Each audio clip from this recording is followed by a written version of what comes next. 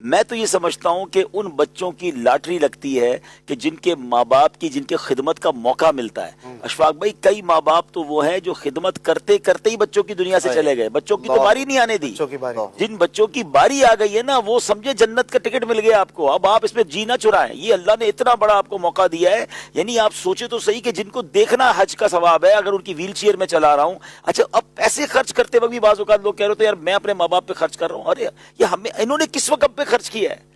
ہم تو بے لباس پیدا ہوئے تھے، باپ کہتا نا یہ پیسے میرے، تو ہم بے لباس رہ جاتے۔ کھانا کھلایا، کپڑے پہنائے، تعلیم دلوائی، آج یہاں پہنچایا، اور اب باری آئی ہے تو بچہ یہ کہے گا یہ پیسے میرے۔ سب کچھ ہمارے ماں باپ کا ہے اور ان کی خوب خدمت کرنی چاہیے۔ ایک بات، اب 2 دن 4 دن پہلے ایک جگہ بیٹھے تھے، بات ہو رہی تھی، کچھ ماں باپ خوشی میں یا اب بڑھاپا ہو گیا تو بچوں کی محبت میں اپنا سب کچھ زندگی میں بچوں کو بانٹ دیتے ہیں۔ ایسا نہیں کرنا چاہیے۔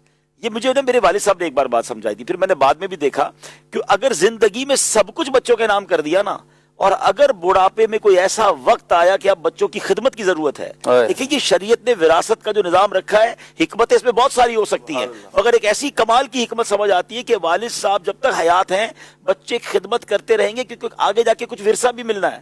اگر ورثے والا کام ہی ختم کر دیا آپ نے، زندگی بھی سب کچھ دے دیا، پھر بچے کہتے ہیں ایک باپ بھائی کہہ رہا ہوتا ابو کو تم لے جاؤ، بیٹی کہہ رہی تھی ماں کو آپ لے جائیں، اب کوئی ہاتھ نہیں لگا رہا ہوتا۔ اور ہم نے ان ماں باپ کو بعض اوقات اولڈ ہاؤسز میں دیکھا ہے۔ تو ٹھیک ہے، آپ اپنے بچوں کو اپنی زندگی میں ضرور نوازیں، مگر کچھ اپنے پاس ضرور رکھیں جو شریعت کے حکم کے مطابق آپ کے دنیا سے جانے کے بعد تقسیم ہو۔ تو اس کے پیچھے ایک حکمت یہ بھی ہے کہ وہ انشاءاللہ گھر جڑا رہے گا آپ سے، آپ کی خدمت بھی ہوگی۔ مگر اس میں یہ وجہ بھی ہوتی ہے نا کہ ہمارے بعد جھگڑے نہ ہوں، بچے آپس میں لڑے نہیں، وہ فلاں کے ایسی لڑائیاں کی، کورٹ کچہریاں ہو گئی، وہ اسی لیے لڑائیاں ہوئی ہیں کہ آپ کے بچوں نے شریعت پر عمل نہیں کیا، ورنہ شریعت نے تو طریقہ بتایا ہے، جو مال ہے وہ ورثے کے طور پہ شریعت کے حکم کے مطابق تقسیم ہو جائے۔